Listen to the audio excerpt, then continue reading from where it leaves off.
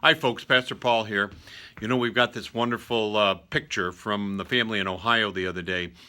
They had one of these cages where you wait patiently for this caterpillar to turn into a butterfly, and it just turned into a butterfly. They sent us the picture. And out of our enthusiasm to join with them, we told them about how we had butterflies too. And we had we had soaked them in water overnight and then had ripped them up into little pieces and put them in the dirt.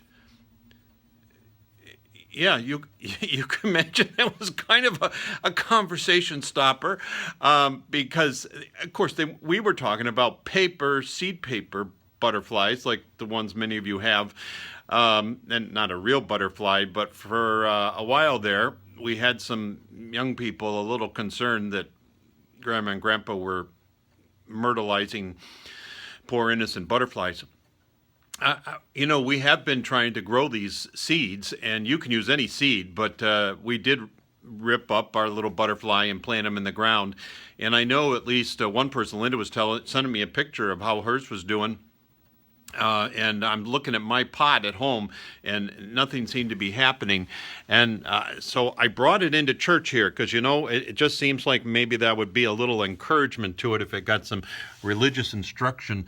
And sure enough, I don't know if you can see that or not, I got a couple little green spots there, but boy, they're awful small. Waiting is always a difficult thing. And especially when plants, it's just part of the nature of growing things is you just have to wait a long period of time. In fact, the first things that grow up are usually the weeds, and you don't want those. The real stuff takes time.